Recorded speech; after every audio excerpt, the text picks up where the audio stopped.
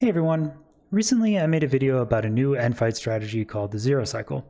The consistent zero cycle method that you can use on any end and dragon combination is still being worked on, but the fast zero cycle and the co-op setups are pretty simple and they're mostly done. I said in that video that I guess roughly 2% of end and dragon combinations would be possible to do a fast zero cycle on.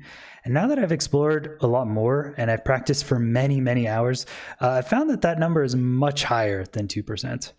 I decided to take a look at the top RSG 1.16 runs on the leaderboard, give myself the same exact materials those runners had when they entered the end, and see how many of those runs could have used a fast zero cycle.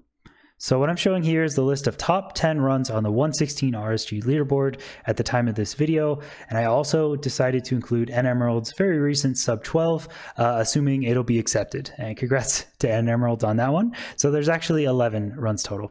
I was expecting to get one, maybe two fast zero cycles completed, but instead I was able to zero cycle 8. I was able to zero cycle 8 out of 11 top runs, given the same materials and dragon conditions these runners had. Yeah, that's way more than I thought was possible, and I'll show you the footage of me doing every single one of those 8. But I first wanted to mention the huge advantages of the fast zero cycle and why they can be much better than what we currently do with the end fights.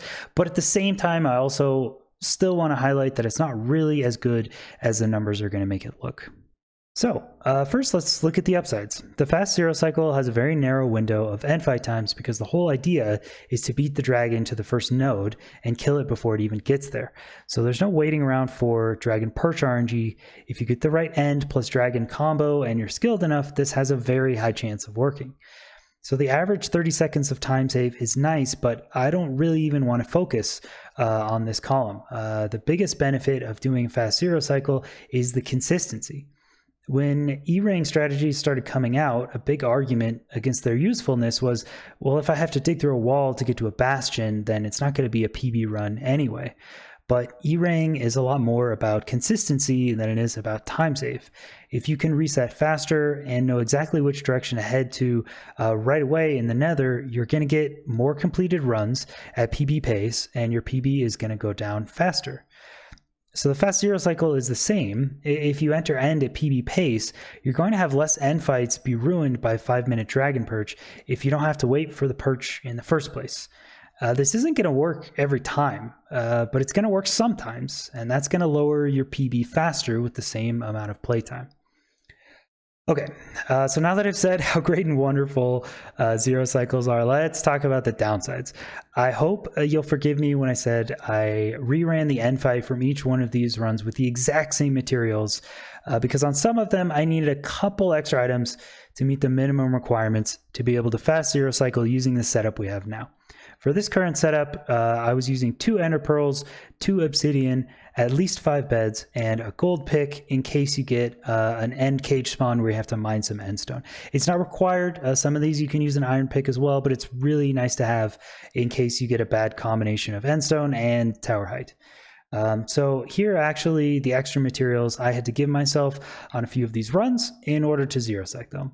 In Sizzler's case, he entered the end with no ender pearls, so I actually needed 2 extra. It's possible he could have gotten luckier at the bastion or threw 2 less pearls during the run, whatever. TwoLetterName was in a similar situation where he entered with only 1 pearl, and in the case of Reignex and Ninjabrain, both of them had an end cage spawn where a gold pick would have been nice to have. I don't know if it was actually necessary, but they did have the gold for it, so I gave myself a couple extra sticks in order to make those gold picks. So the other downside related to this on a fast zero cycle over 1 cycle is that the beds and pick have to be pre-crafted before entering the end.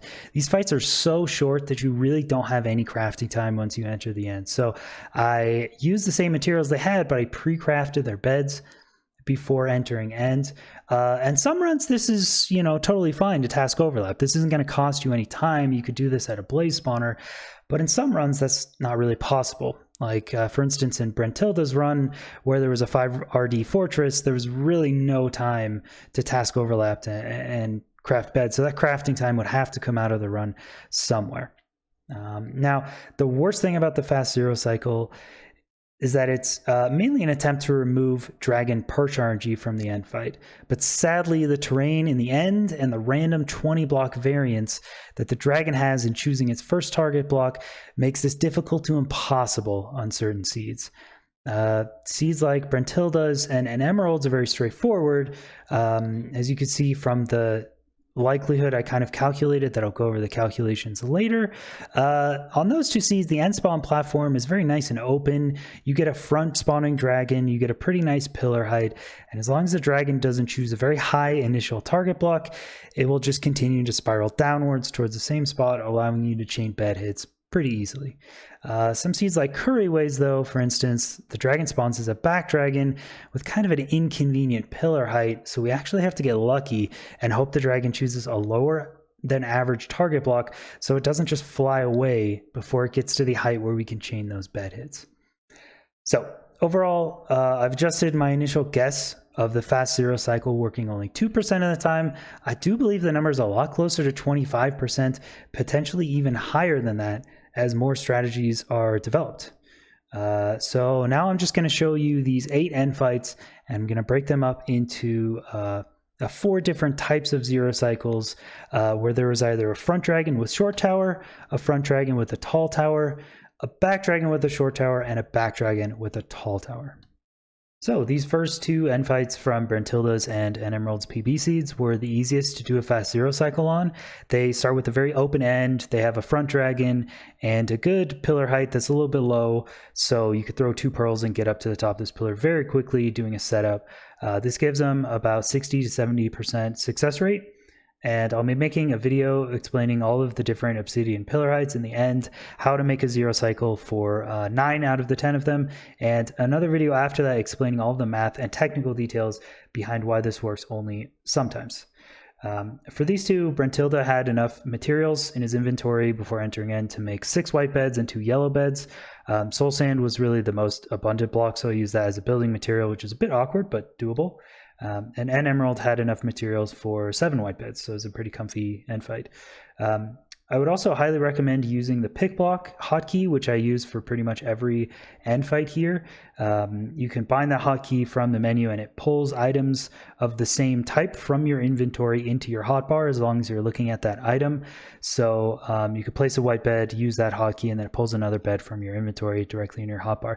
It makes it so you don't have to spend any time filling your beds into your hotbar, and you have more room for other items that you normally use in the end fight, like pearls, tools, buckets, stuff like that.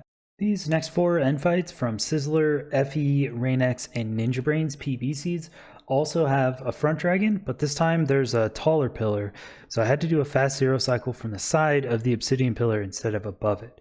That means that I have to pearl into the center of the end island first, and then pearl back to the side of this front right obsidian pillar. The upside to this is that you have more time before the dragon gets to the setup, which is nice, but the downside is that if the dragon chooses a target block that's high up, it's just going to reach that before it gets your setup and fly away. And so that means that the zero cycle for these are less likely because the setup is lowered down. So the likelihood for these ranges anywhere between 20 and 50%. reignex and Ninjabrain had the toughest end fights here because both had a spawn that was buried in some end stone and only 5 beds available to make in their inventory. With a gold pick, I was still able to make it out in time from the spawn and get to the setup and zero cycle for both.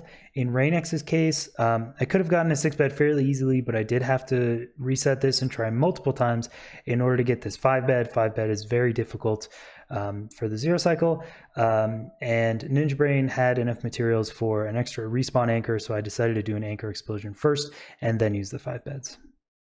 The only seed that had a back-spawning dragon and a short tower was TwoLetterName's PB seed. Fortunately, the end platform spawns fairly open, and with 2 quick pearls you can get above this back cage tower and build the setup. This tower is actually a bit low, and because it takes so long to get here, you can't build the setup any higher, so this one ends up working only 22% of the time. If it was a bit higher and you could build an easy setup there, it would be more likely to work, but because it's low, we have to bank on the dragon choosing a fairly low target block so that it doesn't get to the target too quickly.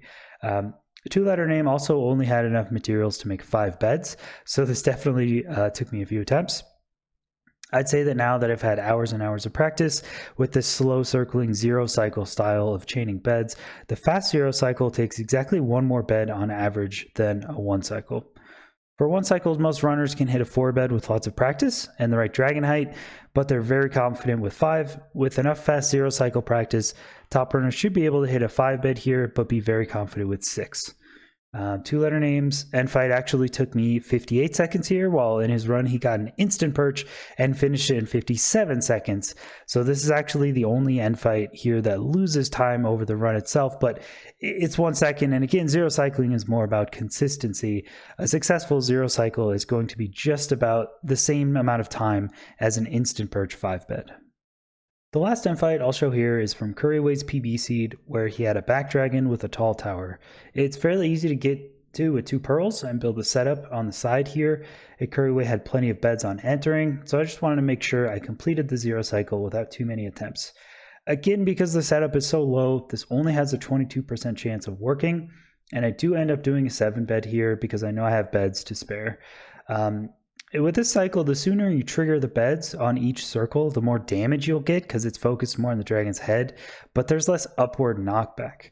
The later you trigger beds, you get consistent knockback upwards to continue the cycle, but you get less damage. So anyway, I hope you guys enjoyed, and look out for my next couple of videos very soon. I'll be releasing maps to practice this on, a more detailed explanation on exactly what's going on here and how to do this. And I really do believe this tech is no longer just an inconsistent meme for someone in the future. I think this is to the point where top runners actually need to learn it. If you're going for sub 30s or sub 25s, you know, it's not really necessary tech to learn. It is challenging, but it is very fun. For sub 12 and sub 11 type runs, especially in FSG and SRG, this is viable and it's here to stay. So with that, I hope you enjoyed, and as always, have fun with the fast 0 cycle.